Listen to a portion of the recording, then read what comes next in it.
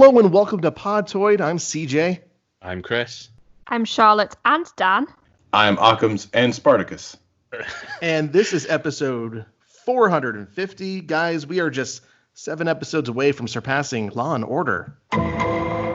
Thank you for joining us. Unfortunately, the real Dan could not be here today as he is, I guess, stuck in the Canadian wilderness or something. I think he was kidnapped by a moose. Oh man, I was looking forward to hearing from him because I haven't heard from any of you guys for like a week. Like, this is the first time today I've spoken to any of you. Yes, Oh, that's definitely. Sad. My headcanon is that Dan is actually here, but he's stuck in my skin folds, and I'm one of those morphing kind of giant. Have any of you played Lisa the Painful? They've got like giant flesh monsters. I imagine that me and Dan are a flesh monster right now. That's sweet. I was going to say that's like you've been doing this show with Occams too long. Yeah. True. And I was thinking about like getting kidnapped by a moose is a very specific kind of Canadian erotica. Probably. Okay. Well, you know what? It's a shame Dan isn't here because I've got a fact about Garfield that none of you have heard before. Do tell. We all love Garfield facts. Okay. I'm good. Yeah? Oh, shall I leave it? Why, do you already know it? Okay. Well, anyway, Garfield in Japan, some people in Japan call him lasagnan because it's like a combination of lasagna and like nyan, which is like what they use for like a cat sound. So Garfield in Japan is known as lasagnan. I kind of want to start calling him lasagna. Yeah, I'm happy to bestow this brand new knowledge on you. Do you think Garfield comics in Japan are way weirder than they are in the U.S.? I hope so. They like those memes, those like Garfield horror memes. Exactly. That's the entirety of it. You know, I reached out to the artist who created those to do a commission piece, and the only problem was he only does digital stuff right now. And I for print. I am always looking for that object I can hold and frame. But his stuff is just fantastic and terrifying. Yeah, it's quite creepy. It makes my skin crawl. It's like, I love you, Occams, and we're such good friends. But your taste in art does horrify me. That's okay. It's okay. So it horrifies most people, but it's mine. You see, this is why it's sort of good sometimes that there's like geographical sort of distances between the people in Podtoid. Because can you imagine like going around to Occam's house and there's just like a flesh couch that you have to sit on while he serves you some sort of, I don't know, out of some bone china that's actually made out of bone. To be fair, I have Scotch guarded the flesh couch, and the bone china is very clean. And the bones were bleached long before they were turned into plates and cups. Well, you got to Scotch guard that flesh couch. I mean, that's just common sense. I mean, you really have to.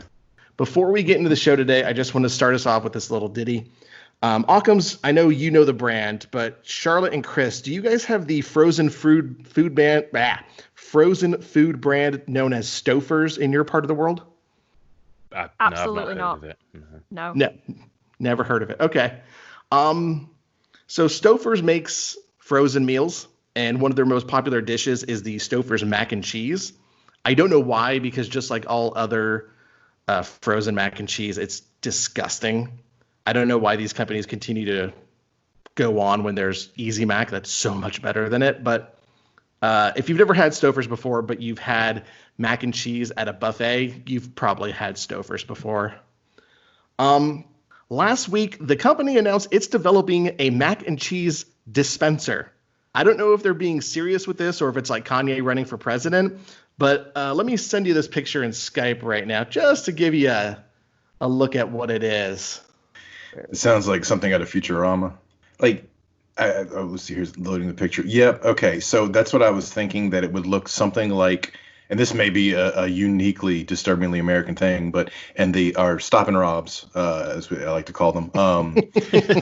we have nachos, and back in the day, it was like you would ladle out hey cat, no, you'd ladle out the chili and the cheese and stuff. But they started doing dispensers to where you have like the chips and the little like chip boat thing is prepackaged. You open that up and then you put it under the spigot, you press a button and cheese, and you put it under spigot, you press a button and chili comes out. Ugh. Yeah. It just looks like someone's blowing an O-ring all over your chips. And that's exactly what this horrible thing looks like. Yeah, yeah. The name of this monstrosity is Stouffer's Mac on Tap, which I think is pretty clever. But supposedly this is very real, and the company spokesperson said the unit will have a heating system inside to keep the mac and cheese warm all day. Oh. Like he's been there for like 9 hours, just at a tepid room temperature. That's gross. It's going to be great when Just no one cleans that machine. This just makes These are me gonna be sad. These are going to be the worst things at Circle K's, I'm telling you right now. Yeah. I can't deny I'm a little disappointed because when I saw on the schedule for today that you had a story listed titled Mac and Cheese, like where the first thing I went to was. Oh, of course. Yeah. Like Joey Tribbiani's detective sitcom. I wish I had some news about that. It actually making it into a real show. How great would it have been? HBO Max is making a mac and cheese series. I'd be on top of that. I'd turn this into Mac and Cheese Toy just for that. There is no chance in heaven or hell I'm spending money on this thing, by the way. I just want to throw that out there. I have a terrible diet, but not that terrible. Yeah, this definitely feels like something out of Futurama. I do like the because it looks like if for the listeners, it looks like a bar tap, and the pull is like a giant macaroni noodle, and I would absolutely like buy that as an item to put on my shelf next to my bone china and my my collection of baby skulls. But it is other than that, it is a terrible, horrifying thing, and it makes me sad. And I'll post a picture of this or link a picture to it in the story. As much as I hate that, I would like the fine folks at Gorton's Seafood to get working on that shrimp dispenser that's in The Good Place. I think that would be very good. I would like a shrimp dispenser. Watching that show, I always want frozen yogurt every time. Yeah. Is there any food you guys would like to have on tap? No, unless it's like yogurt or ice cream, which feels kind of natural. I don't think I could eat anything that's dispensed out of like you pulling a lever and it just pouring into a bowl. There's something ungodly about that delivery system. I'm thinking about it, and honestly, tater tots, because I don't think those could get fucked up really bad. Like the worst thing that happens to a tater tot is it's burned, and I'm okay with that because it's still just burned potatoes. I don't know. Have you ever had a cold tater tot? Those are not good. That's true, but it's a heating element built in to keep it warm all day and not catch fire. All right, so that's just what I wanted to start us off with today. Let's go ahead and get into the show. And Occams, we're going to start with you. Why don't you kick us off? All right. So I haven't really been playing many video games lately, but I have seen a few movies, and I tried to think of something. This shit's tough, and we're tired, and it's difficult. So I wanted to go back to a movie that I thought of as a classic that a lot of people probably already know about, but for like the few of you who've maybe never heard of it, then this is my gift to you. My movie is called Riki-Oh, The Story of Riki. And oh wow, okay, so you have probably seen this movie in GIF form on the internet somewhere, because it is a martial arts kind of, it says comedy. I call it a horror movie. This guy goes to prison and he has superpowers, and his superpowers sort of manifest in that he can like punch people's jaws off, or tear their stomachs open and choke them with their own intestines, or just gore, just insane gore. It's cartoonishly funny though. I don't know if I'd call it a comedy, especially if you saw this movie when you were like 10. It stays with you. So it's like an unintentional comedy. Yeah. It's based on a manga, and it is a Chinese film, and it is very, very, very memorable because it's just insane. Like so many, like the fight scenes, it's just people punching each other into pieces, and there's like, it's so good. It is highly memorable. I cannot recommend it enough. I'm sure, Chris, you have to have seen this movie. Yeah, it was a very long time ago, but it was one of the back when it was really hard to get hold of any kind of like violent films or anything like that in this country. It was kind of one of the VHS tapes that did the rounds at school, where it was like 10th generation copy and you couldn't see shit that was going on, whatever. But I'm aware of what you mean. It's like a guy goes to prison, and it's like if I remember right, correct me if I'm wrong, but he goes to prison and it's like a really ridiculous high security prison where all the inmates hate each other.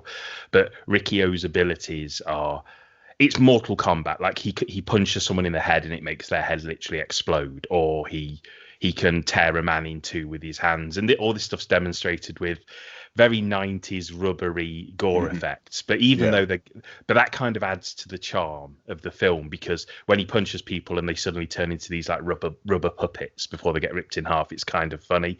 But it is shocking. It's like, you know, the kind of violence that's in RoboCop that's kind of really horrible but also kind of amusing.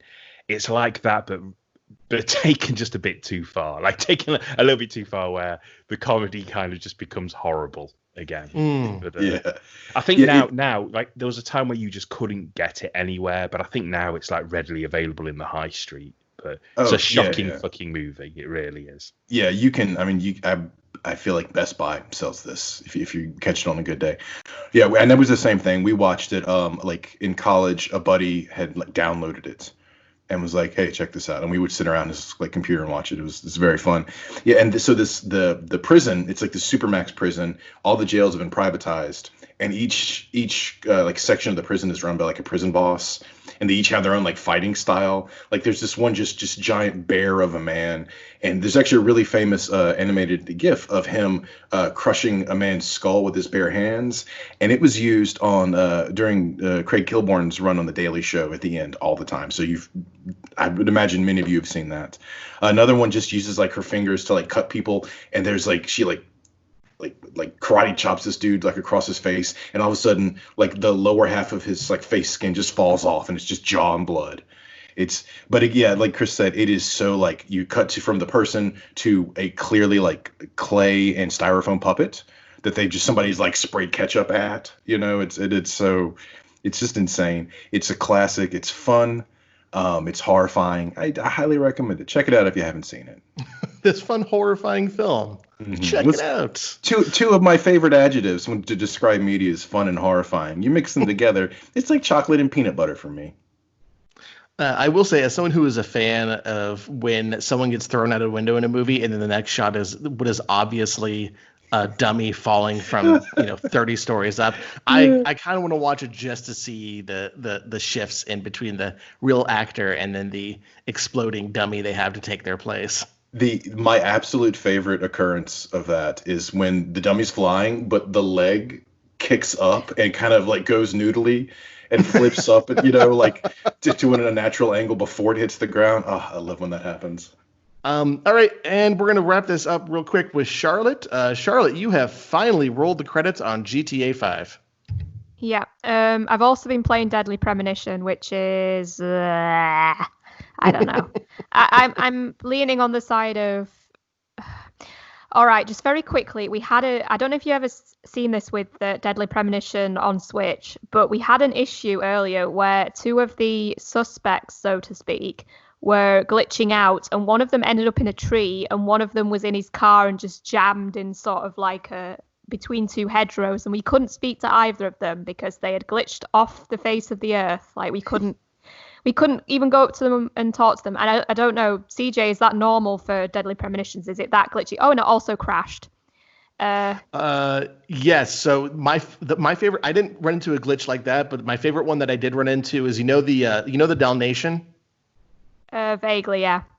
It kept randomly appearing on the road when I was driving, and so I just repeatedly hit this dog.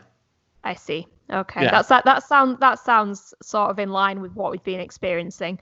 But on Monday I roll credits on GTA 5 finally, and I just wanted to talk about it a little bit because actually I think the broad strokes of the writing for GTA 5 is actually really good. Like a lot of people don't think of good writing and GTA, but really so I got to the end of GTA 5, and throughout the entirety of GTA 5, I hated Michael. I thought Michael was basically a copy of Trevor, but Trevor was likable because he admitted that he was a psychopath, whereas Michael tried to act as though he's a respectable businessman and feeling sorry for himself and using sarcasm as some sort of cover.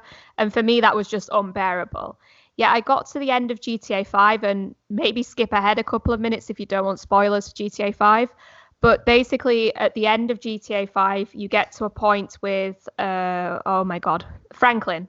With Franklin, where he has a choice of whether to kill one of the other two, or to say, fuck it, I'm going to go against the FBI and just every gang on the face of the earth, and I'm going to protect my bros. And I went with the protect my bros option, even though I hated Michael. And there was just something in me with it saying, I can't kill Michael. Like, Michael dying is not consistent with this story, even though I hate Michael. You know, it doesn't make sense for us to get to this point and for them to all give up. Like, even Trevor absolutely hates Michael towards the end. And yet something inside me was saying that Trevor doesn't want Michael to die, really. So I went and did this ending, and it was really reassuring, and it was really fun to see the bros staying together. But even at the end, they're like swearing at each other and they all walk off and Trevor's just pacing around. So the story was like feel good, but in a consistent way with the rest of the story, which I really liked. So yeah, that sort of gave me an impression that actually there's something really clever going on with GTA 5 and that the writing is actually really good. Because I've talked to a couple of people online and they've said the same thing. They do not understand why anybody would kill Trevor or kill Michael, even if they didn't like Trevor or Michael. So the miniature parts of the story of GTA 5, like for example, what NPCs say as you're going past is maybe not very clever and not very, like sort of typical Valley girls talking about the boob jobs and stuff like that. But the broader strokes of the story, I think, is actually really clever. And I feel like it's not really been talked about enough, that there's actually a lot more going on under the surface than it just being a shooty bang game, you know? Well, I think I hear you. I think Rockstar sometimes don't get kind of enough credit for how well their games end. Like, I've not completed all of Rockstar's games, but there's been very few where I haven't thought they've come to a really kind of satisfying and exciting and thrilling conclusion, which often makes you kind of reflect on, because most of their games are kind of long running, like long length open world adventures. I think a lot of the time you fall into a pattern of doing things and you don't kind of they become a little bit mechanical around the middle, and you become a bit, now time to do this mission, and then I'm going to go and do this mission. But they always seem to do a thing where they manage to kind of embed their characters and their world into you. So when it comes to the end of your 30-40 hours or whatever, you find out that even if you didn't realize it, you do kind of care about what happens at the end of the story and what happens to these characters you've spent all this time with. And I think Rockstar are very good at giving you these huge, long worlds that you can spend forever in, but still making it kind of, when you get to the end credits, that you're not just like going, come on, skip to the end. You kind of get to the end and you do care about what happens. I didn't complete GTA 5 myself, and I don't think I'm ever going to go back to it, but I'm kind of glad to hear that follows in that trope.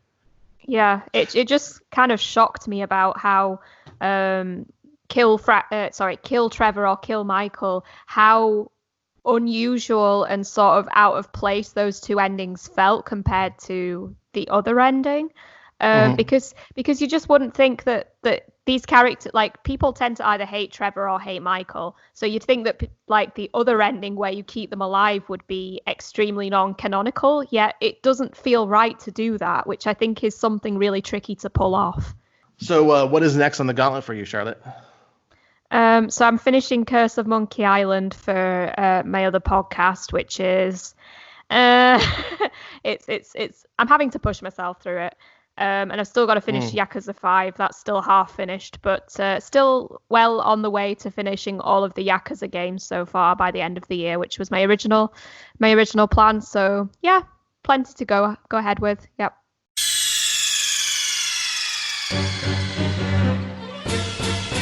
You are listening to Podtoid. All right, that is it for games, which means it is time for the news. This is the news. Normally we don't do news when we have listener questions, but there was just one story this week that I felt we had to have a conversation on. 2K Sports revealed this week that NBA 2K21, which is set to launch on all current and next-gen consoles this fall, will cost $10 more on the Xbox Series X and PlayStation 5. According to the company, the reason for the increased cost is because the next-gen versions of the title are built from the ground up. That remains to be seen. But most people are anticipating that $70 is going to be the new standard for next-gen games. So I just want to get your thoughts on this. And Occams, I want to start with you. You know, I'm not surprised that there's a cost increase. I wonder the reaction, how the reaction would be if it was like, okay, something like Elden Ring is going to be $70. would people be a little more okay with that versus, you know, the NBA 2K boobity boo? Yeah, I don't. You hate to see it, but it's just kind of the way business goes, I suppose. I mean, games have been going up in cost for a minute. Stuff keeps getting more expensive. You know, and I'm a creature of GameFly. This is not a sponsored thing. I've just been using GameFly forever, and it's saved me a lot of money. I'm playing that Ease game off and on, and it's like, yeah, it's great. I wouldn't want to buy that, but it's fun to play. So it's you know, I'm not surprised at it, but I can understand why seeing people were not particularly thrilled about it in the comments. But yeah, I don't know. It just I assume that will be the standard going forward. But I buy like day one, I buy like 5 games a year, you know, and then I just I play the rest through the other means. And so yeah, and so it doesn't bother me as much. But I certainly can understand the people being upset by it. You know, we've been with the current MSRP standard of $59.95 or $59.99 for 15 years. I think it was Call of Duty 2 was the first one to jump up from 49 to 59. But you know, you bring up a good point with Elden Ring.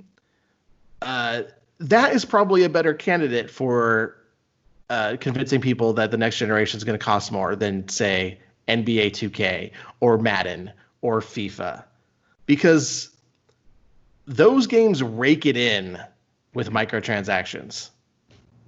So much so that they continuously bring them up at their annual financial reports. Like, here's how much we made from the game, but here's how much we made selling Ultimate Madden cards to people, or whatever it's called in that. So like if the next God of War or Horizon or, you know, Halo, even though I'm not going to play it, if it's cost $10 more, okay, I can see that. That makes sense to me. But fuck, I just think starting NBA being the one to kick off the price raise is just bad optics. Yeah. And also, just a side note to everyone who is sharing that gaming ad from the 90s that show the prices of Super Nintendo games that range from like $45 to $93. Two things on that. One, I wasn't buying games back then. My parents were, and they certainly weren't buying them in the volume that I purchase games now.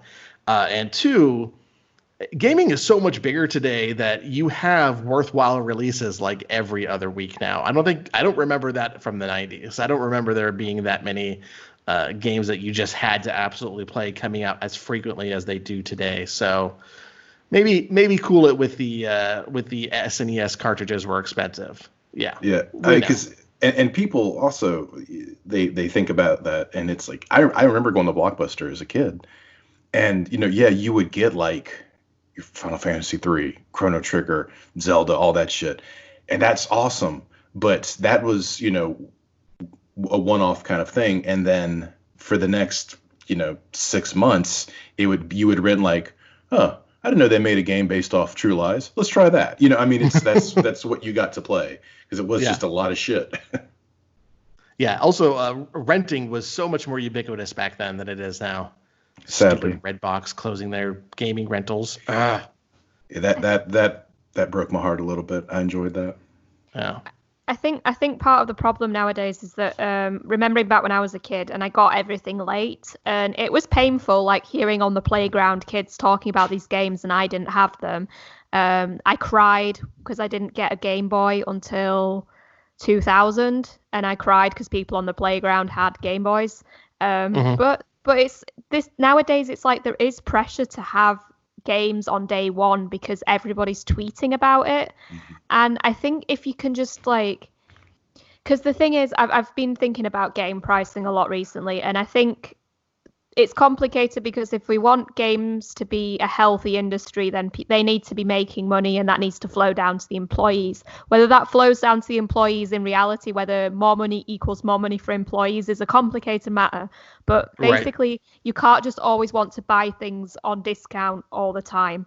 But on the other hand, if you are, you know, if this is difficult for you, I feel like you don't have to have everything day one. Like, it's difficult because there's the pressure on social media, but I think people, like, when I started gaming again, I was working part-time and I didn't have as much disposable income as I had now, and I had to sort of get used to having everything a lot later again. And it's like it was useful because now I can divorce myself from what's going on social media and just think, oh, I'll get it in a few months' time. And I think if you can make peace with that, then you'll be a lot happier.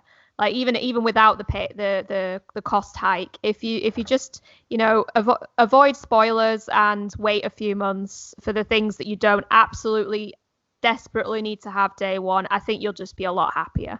For me, it's just a bit strange because, and I know I kind of throw back to my youth a lot. It's just what I do. But there was a time when like a lot of games for like the Spectrum and the Commodore were like $1.99. That's how much they were. And I still remember when they went up to $3.99 and thinking the world had ended. I remember games going to literally £4 and being like, how am I ever going to afford a video game ever again? And that's obviously just everything's funny in hindsight. Do you know what I mean? But it's a shame that the price will go up. It's inevitable that it will. It rarely matches a raise in experience. Sometimes it does. Do you know what I mean? But sometimes you pay $50, $60, $70 and you don't get something that feels like worth your money. Yeah. But I think the trade-off here is like, and this touches a little bit upon what you're saying, Charlotte, about not having to get things straight away. Is the trade-off here is like, you can buy the whole Batman Arkham collection today for like less than a sandwich and a coffee.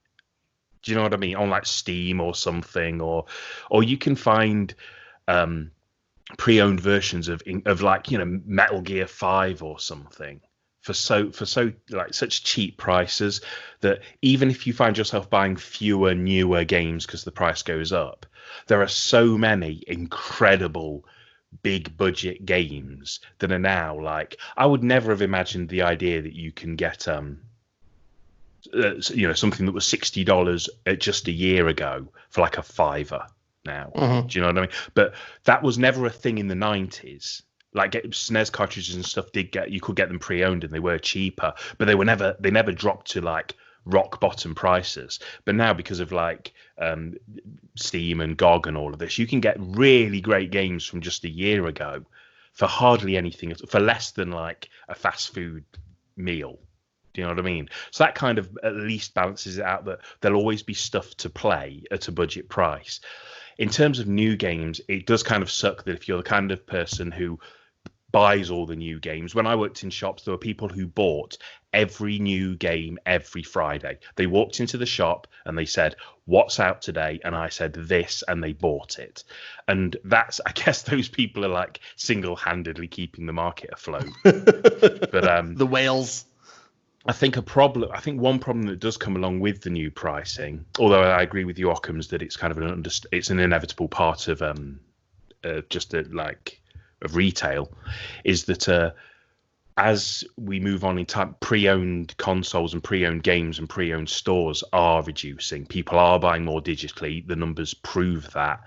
And where it used to be, oh, well, this game's brand new, but I can trade in these two games and put $20 or £20 down for it. Now, because so many people are buying digitally, that trading value has been lost, and more people are going to have to stump up the full cost of a brand new game as opposed to putting in two of their older games towards it. And that, I think, is going to be a problem for a lot of people who are having to budget for their gaming itch. And I think for issues like that, I highly recommend check local mom and pop shops, like video game stores, to do trades. Even like you have older games you don't want. Flea markets are great if you have access to those. Goodwills, thrift stores. I do a lot of thrifting for pleasure and for business, and I see all kinds of games. And some of them are even in good condition. And believe it or not, some of them aren't sports games. Boy, you could build a tower, the Tower of Babel, out of copies of Madden. You find a Goodwill. But yeah, I mean, like, there are definitely options, like a Facebook Marketplace. People like, and you don't have to like, it doesn't have to be like, I'm going to trade you a video game for a video game. Well, shit, maybe you have like, and just humor me for a second, but like old sports equipment I know. I'm tired today. Give me a break. But like some old sports equipment you could trade for a game. Like just barter. Do it old school. Like you have a lot of other options if you just have to have a new game, but don't necessarily have the funds for it. You might just require a little more legwork than just walking into a GameStop or a Best Buy. But I've seen all that work very well, and I highly recommend you look into that if that's something you're interested in. This is kind of a point that I've always looked for kind of an in to tell you guys about, but it kind of is part of what we're talking about because it's about the value of video games, and it's not directly related to this topic, but humor me here. I have this kind of theory that I talk about with my friends sometimes that I call games in puddles, and what games in puddles is it's based on the fact that near where I live, there's like a marketplace, like a literal outdoor marketplace on the old, where they used to hold cattle markets back in the day. And I used to go along there because every now and again they'd have pinball machines and I was always looking out for them. And these tables are really rickety and they just had so much junk on them, so much junk. But like you'd always find loads of Xbox 360 games unboxed and the discs were basically lying in puddles and people were treading on them. And so there'd be like Gears of War 3 and they'd just be in a puddle, soaking wet, getting trodden on and getting broken. And no one cared and the people selling them didn't care. Oh, it fell off the table and it broke. And to me, it's just like there was a time where that came out and millions of dollars were spent on that game across the world.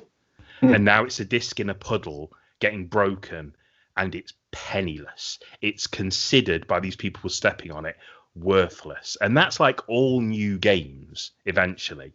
Yeah. And I just find that a really fascinating point that something that will come out that will people have fervor for and will be hyped for and will go out and spend, if they've only got $100 to their name, they'll spend 60 of those dollars on this game because they want it so badly.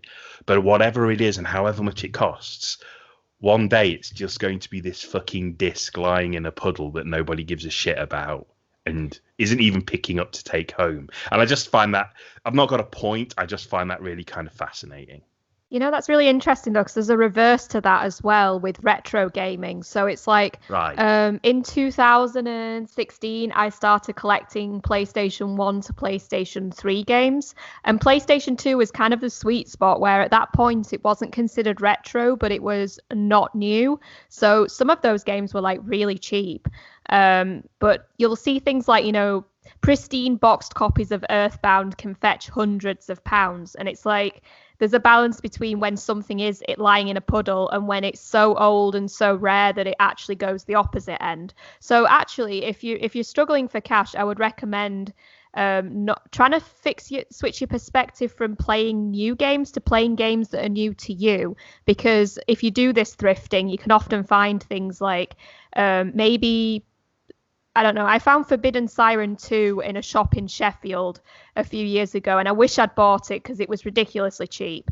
But who knows, in a couple of years that could be a collector's item because it's not available in North America, so it could easily become a collector's game. And that could potentially fetch hundreds of pounds. So, you know, maybe it's all about switching your perspective and not watching what's in the gaming news. Sorry, Destructoid. But, you know, what you think sounds good and just play it, even if it's 10 years old, 20 years old, or it came out 2 years ago, you know? Yeah, I mean, not new, but new to you, Charlotte. I mean, write that shit in the sky and gossamer teardrops. That's perfect. That's 100% it. Because you do that, and then you get to play games like Shadow Hearts, which I have never seen a game since that was that just weird and fun and just an awesome RPG series, and highly recommended. Also, at garage sales. Get up early on a Saturday. It's a beautiful day. I know it's too hot, but that's okay. Go to garage sales. I find so many old, like especially the retro stuff, because what happens is I've seen it two ways. The mom is getting rid of stuff, or grandma's getting rid of the kids' stuff, just a box of shit, a box of games for like 10, 15, 20 bucks. Or, and my favorite is the wife is tired of the husband, or the girlfriend's tired of the boyfriend like playing games all the time, so she's selling his shit, and you can get some really good deals for whatever domestic issues they're having. I will say real quick, back on topic, I think that for me, what's going to be hardest going forward, first of all, I'm not going to be buying as many games at launch as I would. with a $70 price tag. But it's going to be tough for me to look at something like the inevitable God of War 2 and how amazing that is going to look on PlayStation 5, and then look at, I don't know, the next entry in the Atelier series or any of these kind of Japanese AA developers that have been still rocking the PlayStation 3 engine all the way through this generation and probably into the next. It's going to be a lot more difficult for me to justify spending the extra cost on one of those games because they're going to be that full price as well. They're going to be the $70. It's not like they're going to keep them lower or the current price right now. And that for me is where I'm going to start getting to be more choosy, is that I'm going to start kind of looking at games like, do I think this is actually worth $70? And, worst case scenario, I just end up falling back on the titles or the franchises that I am comfortable with, that I'm already a fan of. And it means I'm trying less new experimental titles. Like, I know Control is good, but if it's $70 and I have to choose between that and maybe something from a franchise that I'm already well familiar with, I'm probably going with that franchise. This is Podtoid. It is the first show of the month, and that means it is time for the goddamn mail. Here's the mail, it never fails. It makes me want to wag my tail. When it comes, I want to wail. Goddamn mail. We got a few good questions this week, and we're going to start with one from Damanatunga. I think that's how you pronounced it. I spelled it phonetically this time. Who asks, what kind of video game would you make based off your favorite musical? This question came to him because of everyone raving about Hamilton on Disney Plus, which Occams, I know you watched. Mm-hmm. So let's go ahead and start with you, Occams. What's your answer to this? I was discussing this with my partner last night, and she had the perfect answer. So shout out to my partner. So it is Grease by way of Hotline Miami. What? And you spend the entire game just killing everyone from Greece, which is just really a moderately sexual fantasy of mine to begin with. Grease is the worst musical in the history of mankind. And the idea of, like, with the same kind of music and everything, you just go around murdering Danny Zuko and all those assholes. Just, yeah. So that's the game. I'll have you know that Grease is the word. That is the only good fucking thing that one song, which is because that was that Bee Gees? It must have been, but it's just that only good thing. And also probably like a Sweeney Todd, like, beat 'em up. I think Sweeney Todd was one of the Damanatunga's examples. Can't remember what he wrote though. Charlotte, let's go to you. I was going to say that I hate musicals, but there's maybe one or two musicals that I do like. I'm quite fond of Singing in the Rain, and Classic. that would be quite good as some sort of like Telltale style episodic game. I mean, I'm trying to remember the plot. Actually, it's about the rise of talkies, like talking films instead of silent films. I imagine that'd be quite interesting to make into some sort of episodic story game, or maybe even a point and click, as much as I'm not a big fan of point and clicks. But I don't really have much else because I don't like musicals, especially like the classic ones. Oh, hang on. I do. I remember once having a mortifying time when my parents dropped me off at my grandma's and the Jerry Springer musical was on TV. And oh, God. We watched half of it because my grandma didn't realize what it was, and then she just switched it off because she was horrified. But that would be some sort of, that would be a good sort of same thing, episodic sort of narrative game, I guess. That would be fun. For Jerry Springer the musical? Yeah, I think. Be one trashy ass game. Yeah, I can't really think of what else you would manufacture that into. It sort of seems to fit to that, I guess. Chris, you got an answer for this? I might have an answer for it if I can just peel myself back from my reeling reaction to Occam's takedown of Greece. it is a lava take on Grease. No one likes Grease. I will say, if we have any moms in their 40s and 50s listening right now, we just lost them as an audience member just for that, Occams. Okay, all of those, first off, it's all white women, and they've all like latched on to Hamilton now. So as long as we don't talk shit about Hamilton, we're fine. So I'll have you know that Grease is the musical equivalent to the story of Ricky. Especially at a bit at the end where they get in a car and it just flies off for some fucking reason. Yeah, it's because they were doing like that choke sex thing, but they killed each other. So that's like that's the death dream. Okay, right. It's like the end of Jacob's Ladder. I just assumed there was ladder, LSD right there. Sandy's cigarettes. Yeah. I love how she changed for him, by the way. That's good. Well, hey, hold on. He put on that Letterman jacket for 30 seconds, so yeah. Come on. He also decided he liked girls for 5 minutes. Whoa. Grease is my favorite film about a bunch of 45-year-olds going to high school. Got on that trend early. I don't have a I don't have a whole lot of musicals I could put to a video game format. The problem is I think my favorite musicals like Voyage of the Rock Aliens, and it's probably better if you just like go and watch the trailer for that. And but any video game where you get to play as Pia Zadora would be fine in my book. Oh God. Do you guys remember or know the game Bonsai Barber? No. Okay, so it was this WiiWare game that you cut the hair of vegetables to make them look good. That was the game, and I love it. Yes. I love every fucking thing about this game. So you take that concept and apply it to the Little Shop of Horrors.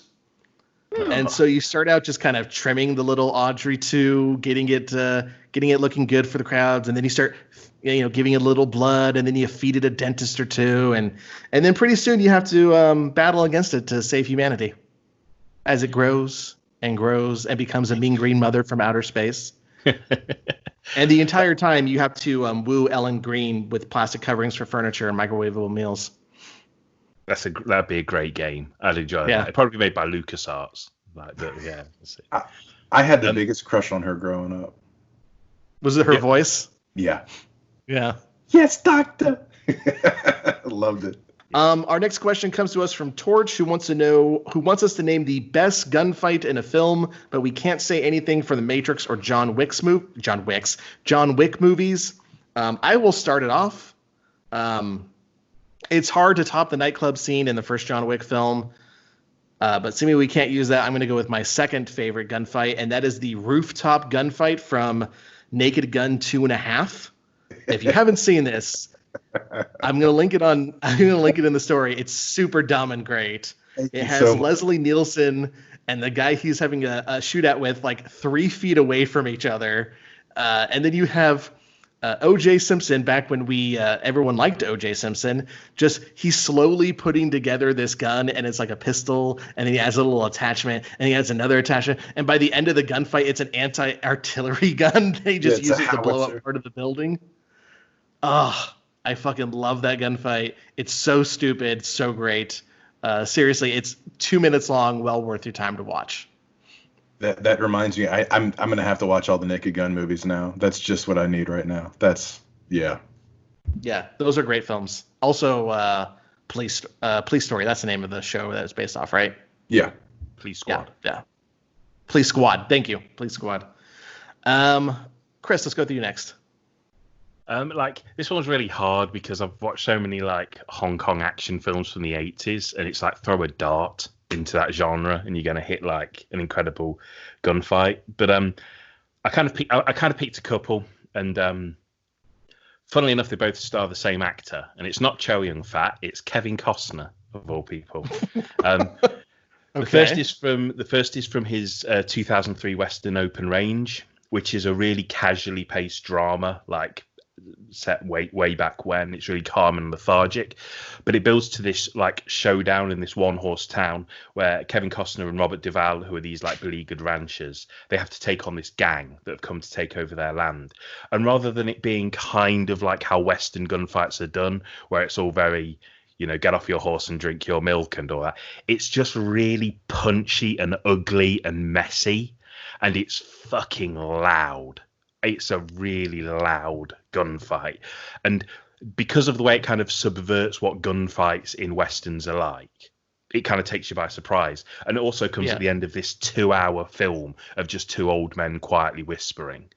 So you've kind of spent the whole film with the volume up, listening to them talk quietly, and then they just hit you with this like ugly, loud, explosive gunfight. And it really rattles the brain.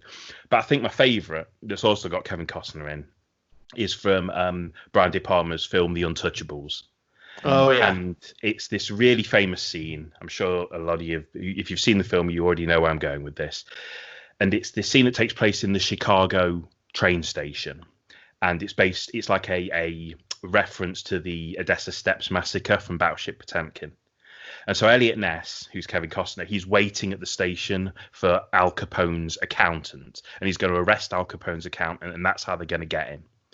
But as he's waiting, De Palma does this really good job of building and building and building, because the train's going to arrive and shit's going to kick off, and Elliot Ness knows shit's going to kick off, and people are hanging around the steps. He's at the top of this huge staircase, and people are turning up, and it's like, is this guy a bad guy? Is this a bodyguard? Who are these two people over here? And then basically this young mother enters the scene with a pram that's got her baby in it, and she's struggling to get the pram up the steps. And Costner as Ness is like, I want to help this woman, but I think shit's about to kick off at any minute. And he does this great kind of flustered acting. And then he basically decides, I'm going to help this woman and her pram up the stairs. So he's dragging this pram up the steps. I'm trying to get through this relatively quickly, but context is kind of important. But as he gets to the top of the stairs with this woman's pram, lo and behold, the mobsters turn up. And the film basically goes into slow motion as this gunfight breaks out, and he releases the pram and it starts to tumble down the stairs. And in a sequence that, like, in real time probably is like 17 seconds for the characters in the scene, De Palma slows it right down and turns it into this 2-minute sequence where Elliot Ness is fending off these mobsters and trying to get innocent people out of the way, but he's simultaneously got to stop this pram from spilling out all over these stairs. And it's just really balletic, and it's really thrilling. And I think Brian De Palma's kind of overrated as a director, and I don't think a lot of his films are very good. But I think The Untouchables is one of his best films, and I think this is one of the best sequences he ever put together, because it's so well paced and it's so suspenseful, and it's violent without being wanton. And the first time you see it, when you don't really know how it's going to go down, is kind of the best time you see it. But it's also worth a revisit. It's also interesting to just point out that they actually recreated the scene at the beginning of The Naked Gun 3, and they did a piss take of it. So, like, we were just talking about the Naked Gun films. So if you want to watch The Untouchables, you can see that sequence. And then if you want to see a piss take of that sequence, it's right at the beginning of The Naked Gun 3. So I will say my favorite thing about The Untouchables is Sean Connery's just excellent accent that totally fits in with the film and all of the other characters. Just spot on. I think you'll find he won an Oscar for that accent. He did win an Oscar for that. He was great as the Lithuanian sea captain, too. Yeah. Sean Connery, Lithuanian sea captain. Charlotte, do you have an answer for this? Yeah, I'm not big on action films, to be honest, but the gunfight at the end of Hot Fuzz is very funny because it has all these classic actors and actresses like Edward Woodward and Billy Whitelaw, and they've just all got AK-47s, and they're just like shooting at these two, like Nick Frost and Simon Pegg, just, armed to the gills because they're cops, even though they're like provincial cops who shouldn't, in the UK anyway, shouldn't have AK-47s. But it's just like, it's a really heavily choreographed set of scenes, which is just so funny when you see who's doing the gunfights. And it's very entertaining, but also kind of graphic because there's, people do get shot, and it's, Yeah, it's a lot of fun. Is that the? Correct me if I'm wrong. Is that with the little model village? Is that scene, or is that late? Yeah, it culminates in the fight at the model village, which is That's more it. like sort of hand-to-hand combat at the end. Right. But there's also a lot of like shooting up the village right before it, which is very entertaining. Occams, let's wrap up with you. Sure. I got a twofer. One is, I don't know how many people watch this movie, but it was a Clive Owen film called Shoot 'Em Up, where it's Clive Owen and the bad guy is Paul Giamatti. And it is, I don't think it was particularly a popular film. It's some really good gunfights, and it's a fun movie. It loses steam a little bit towards the end, but it's worth a watch. It's absolutely worth a watch. I don't know if it's streaming anywhere, but I highly recommend it. Opening scene is great. Guy gets killed with a carrot. Good times. And it is a fun movie. But the one that came to my mind, because I was thinking about this, because I'm more like kung fu, hand-to-hand melee weapon combat movie stuff sticks in my head more than guns. But I thought about one I really enjoyed, and it was the final gunfight in Django Unchained. And I picked that one because it is a very, very cathartic gunfight.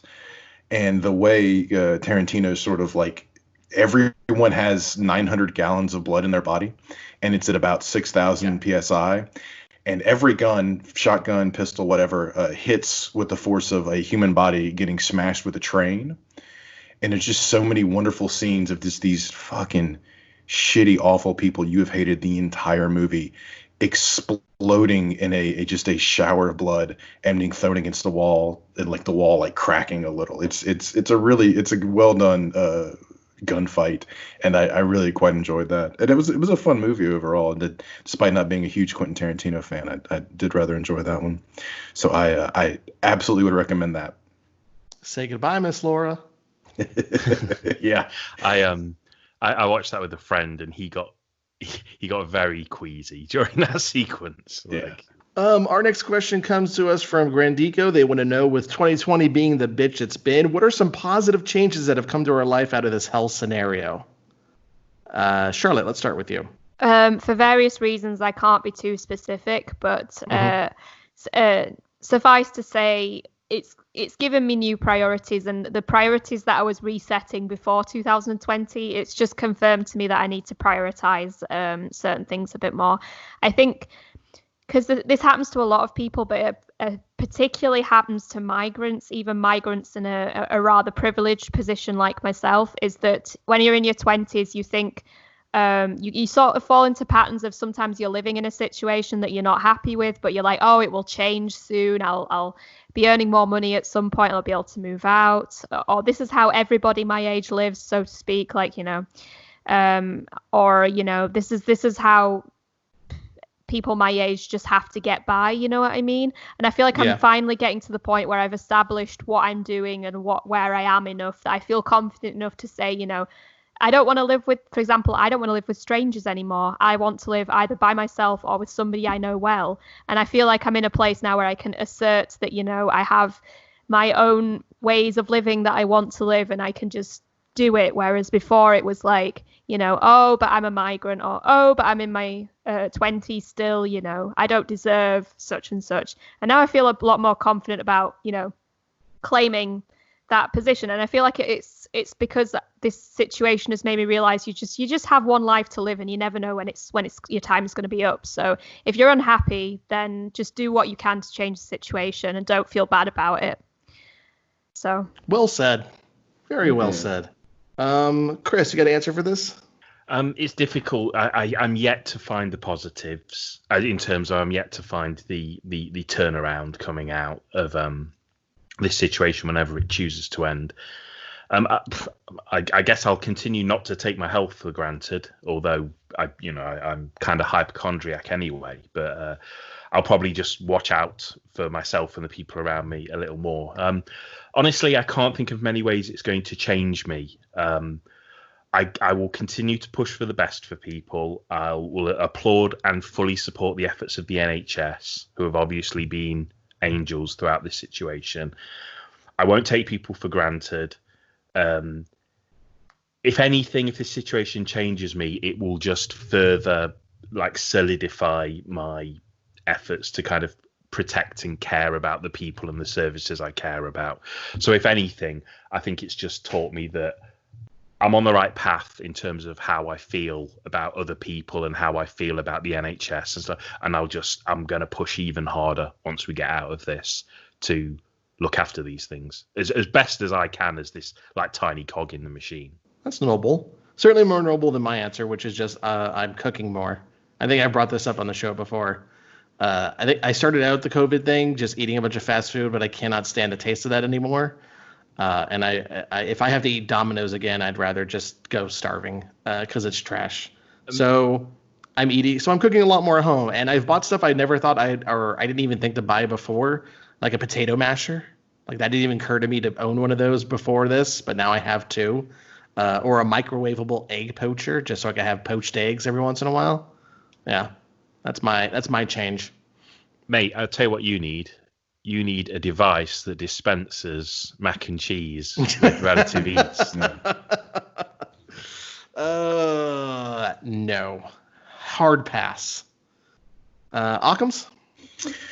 I guess for me, I've tried to appreciate quieter moments. Yeah. Being outside, even though right now it's miserable. It's 100,000 degrees outside. And I'm not a summer creature. I am winter born.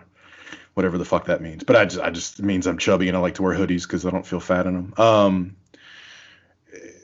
But just being outside a little bit, like when it's cool enough, you go sit outside and read.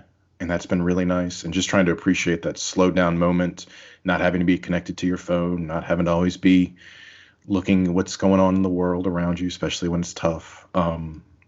Cooking more, certainly. That's I think you say that's just a thing, but I mean cooking is soulful. Cooking, it's self-improvement, and I think you're connecting with yourself in a much deeper way than you're giving yourself credit for by cooking. So shout out to that. But I want to give the example of my tattoo artist, who I hadn't seen in months, and I finally went back to him recently, and we had the whole setup, like that scene in Naked Gun when they practice safe sex by wearing the full body condoms. So I asked him, like, man, how have you been? Because I was worried, he's a tattoo artist. He's been out of work for 3-4 months. He said, this has been the best time of my life. And I went, holy shit, do tell. He said, well, I started building a tree house in my backyard, and I've been reading more and I've been working out. He was noticeably more jacked. He was riding his motorcycle on the scenic trail, and he started working on becoming a blacksmith, just shits and giggles. And he I want to show you these, and he brought like 5 knives he made, and it was like, yeah, I took some old car parts I had lying around, and I made these knives out of them. And I'm like, oh my God, that's who does that, And so, I mean, there are definitely opportunities. I don't say you got to become a blacksmith, but buy a potato masher. It's all in the same spirit. We all drink from the same kind of font of wellness when it comes to this kind of stuff. So yeah, shout out to my tattoo artist for really making the best of a strange situation. All right, our last question come to us from Mullen, and really this is just for Chris and Charlotte. Why is every Britcom I hear about sound horribly depressing outside of the IT crowd? Is it the IT crowd or is it the IT crowd? IT crowd. Okay, I know it's about IT. I just don't know if you get how it's called, what it's pronounced as. So I have 2 answers to this. One, there are plenty of sitcoms in the UK which aren't just depressing. I'm trying to think. There was one I used to watch a lot when I was a kid called My Hero with Ardal O'Hanlon. Do you remember that, Chris? Yeah, sure. He was like a bodgy superhero, right? Yeah. There's all these sort of little sitcoms that were on a Friday, mostly a Friday night in the UK when I was 13 or 14, which I don't really remember them being that sad, but maybe they were a bit bland. But my second point to this is I think British humour, if I can generalise a bit, tends to be of the opinion that you need something to counterbalance the funniness. So with League of Gentlemen, it's being creepy.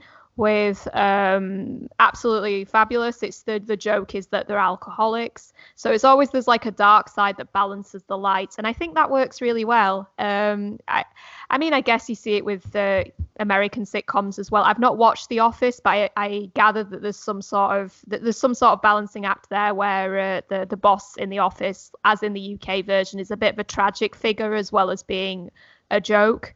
So I don't think it's just UK sitcoms, but I feel like British humour, it's definitely always has a bit of a bite to it because there is a sense that you need the balance, but it's funnier if there's some sadness that's happened right before it, I guess. I could see that. Chris? Yeah? I believe you had a long and extended answer for this. Yeah, do you want to hear it? Yep, yes I do. Yep. Okay, so and it really is an expanded version of what Charlotte said. Charlotte basically nailed it. But for people who like fucking history lessons, like essentially, for years, like British sitcoms were very prim and proper and twee, and for want of a better word, like British. So things like Are You Being Served and Dad's Army, and it was all this like middle-aged comedy made for middle-aged middle class people. But then in the 80s, there was this explosion of like young talent, and they formed the alternative comedy scene. So this is people like Rick Mayall, Dawn French, Jennifer Saunders, Chris Morris, Ben Elton, Hugh Laurie, Stephen Fry. And these people like grew up funny and angry, but like most importantly, they grew up under Thatcherism. And that's really important here because all of a sudden these like 70s comedy shows that were all aimed at like quote unquote proper British humor and proper British personality, they were replaced with like anarchic, angry satire, like slipping on banana skins and getting cheap laughs from a token homosexual character was kind of out. And it was all being replaced with these new comedians who were basically pissed off with like Thatcher's Britain. So they started writing these harder, darker, edgier, fuck the rich comedy shows. But as part of this movement, it was important that they showed life as it really was for people who were living in Britain in the 80s, especially the youth.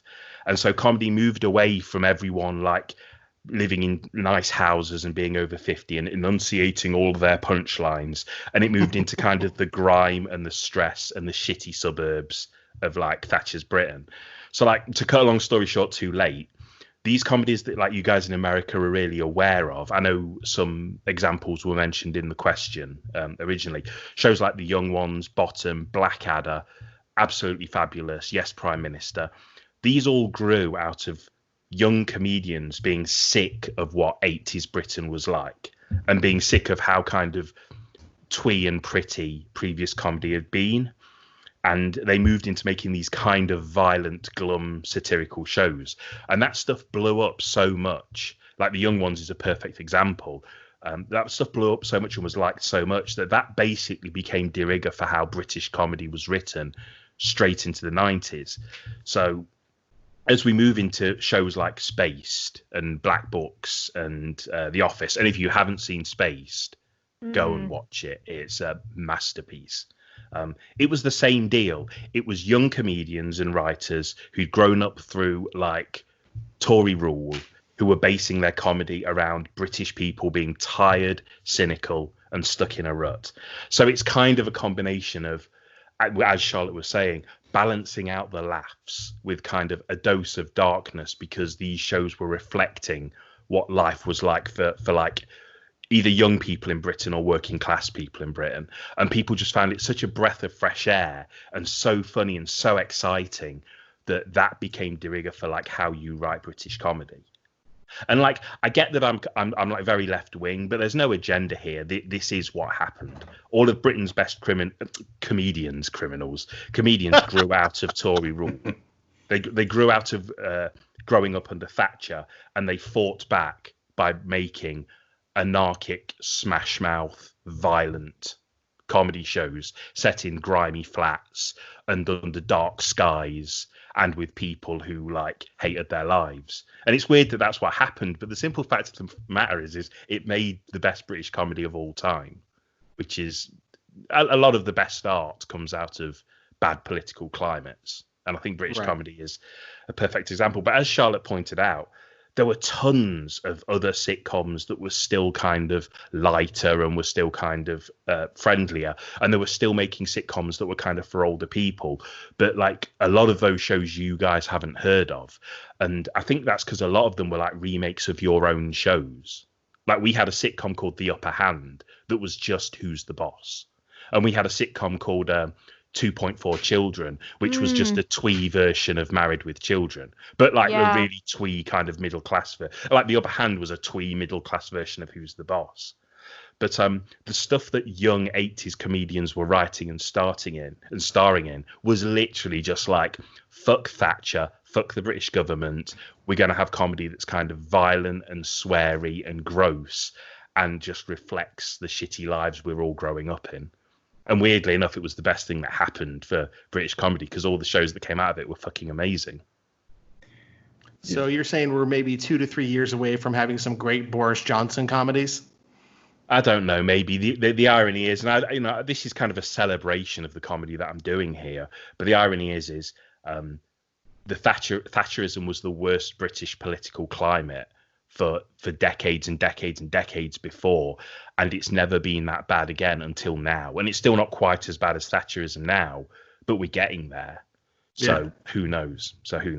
But that's basically why they're so dark. They're dark because alternative comedy kicked out the everyone has a great house and fucking 3 beautiful kids in anime, and they replaced it with like Rick Mayall smashing in TVs while they were legitimately plugged into the mains and stuff like that, I was just thinking though, when Tony Blair was around, we did start getting more like things like This Life and Cold Feet, which were more like young professional people and their young professional life, and like then it was starting to get more like the politics were like sort of referenced in the comedy, and that it was more about like young startup people who are have more income and stuff. So it does really reflect what's going on with politics. This kind of sad thing now is though that when you start to satirize people like Boris Johnson, it only encourages them, which means that what we did in the 80s doesn't work anymore because they turn the humor and use it for their own benefit, whereas Thatcher was kind of a humorless character, so they could do that. There was still a time where basically if you insulted a politician, they were offended and they felt embarrassed and they tried to work around it, but now they just don't give a shit. They just don't care. But that's kind of the point, is like it's British comedy has always been a reflection of the political climate, and all of the comedies that people remember as being the best ones were written by people who were teenagers when Thatcher was in charge, and that's not a coincidence. I will say I've seen several shows from the Beebs from the 80s and 90s, and you are right, there are some just outstanding sitcoms from that era. I have not seen Spaced. I know that's the original Nick Frost and yeah, that's where they got their start. It was written and directed by Edgar Wright. Yeah. But for all of the genius, you guys couldn't even come close to matching our best sitcom. So, Thought that was going to be the Torkelson's theme song. We had so many shows that were just like British versions of American sitcoms that came along later. Like I said, we had The Upper Hand and stuff like that, but we had for like a month or 2 months, we had a show called Days Like These, which was our version of that 70s show, and it was fucking dire. It was so bad. Did you guys have a twee version of Where's Rodney, like Where's John Cleese, where John Cleese would just magically show up for a kid? No, I can't really think of who our version of Rodney Dangerfield was, to be honest. So, but for all of the big American sitcoms that people like always reference, there was like a British version that was like set in a very nice house and everyone was beautiful, and it was just like nobody had lives like that. You know what I mean? Right. And if I can add in my 2 cents for what it's worth regarding these comedies. For me, the holy trinity is for Chris Morris. It's Jam, Day to Day, and Brass Eye. Those are 3 of the greatest things ever created in the medium of television. If I had to pick like just 3 things to have me on a desert island for the rest of time, it would be those 3. just fucking amazing. And a lot of them are on YouTube. I wish they'd release them in the States on a DVD. Just their jam. Oh my God. It really reads like if David Lynch made a sketch comedy show, but somehow less funny. It's so good. It's so uncomfortable and it hurts and I love it. And if you're kind of wanting to get into these, what I did a long time ago, I started to see this one guy show up a lot. His name is Mark Heap, Heap. And I found that anything he was in, I was going to love, and I was going to specifically love him. He is a fantastic actor, and he's a creep, and he's fun, and he's weird, and I cannot recommend it enough. And if I could just go one tiny little side thing, there's a guy named Simon Amstel, if I'm saying his name right. He did a show called Grandma's House in 2010, the 2 seasons. Highly recommend that. That was really good. Kind of a slow burn, like a lot of British comedy, but it's just wonderful. So that's a good one too. Occams, have you seen Simon Amstel's time on Nevermind the Buzzcocks, where he read out like this guy's what did he do? It was this guy who was in an indie band in the UK, and he had a wife who was on Celebrity Big Brother. Like, she was like a plant in Celebrity Big Brother, in that she wasn't actually a celebrity, but they made this thing where they pretended that, I think it was her, where they pretended that she was a celebrity. But anyway, his wife wrote this autobiography, and Simon Amstel just started reading passages out of this incredibly dumb autobiography out to the husband, and the husband walked off the show. Yeah. Never mind that. Thank you for bringing that up, Charlotte. British, the Brits, as no one says, y'all do like game shows better than anyone on earth. Like, just like the Big Fat Quiz of the Year and Nevermind the Buzzcocks. That's like, that shit is amazing. And yeah, I've seen almost all of Nevermind the Buzzcocks, what I could find online. But yeah, the Simon Amstel stuff, I love how actively they fuck with the guests. Like, the Frankie Boyle episodes are really wonderful. I'm so sorry to disagree with you, Occams, but we have Ellen's Game of Games here, so I don't know what you're talking about. But they do game shows better. It's her Game of Games. When I see those, like Jamie Foxx was hosting one for like SoundCloud or something. Like, Did it has to be like a contractual obligation, or it's just like, here's $3 million. We're gonna do like a month of filming, and just that's because they're so throwaway. When I saw that he was hosting a game show, my first thought was, don't you have an Oscar? Yeah. All right, we are just about out of time, but before we go, Occams, we have any community shout-outs this week? Yeah, I want to give a shout-out to, the community. So it's been a minute, and I was thinking about this. And so we have these forums now that are quite wonderful. And if I could just have a little plug for myself, I'm doing an AMA forum thread tomorrow morning at 10 a.m. Eastern time. But just the forums, it's really great to see that back and to be part of that again. And for the community on Quictoids, that thing where you can like post the picture where you type in your own text from the death generator for those the article they posted, those were just wonderful. Saw some really good ones there, and just everyone's kind of we're helping each other out, holding each other up in a real tough time. So shout out to the community in general. That is it for this episode of Podtoid. On behalf of Charlotte, Chris, Occams, and myself, thank you for listening. And don't forget to subscribe on iTunes, Google Play, Spotify, Podbean, or the Destructoid YouTube channel.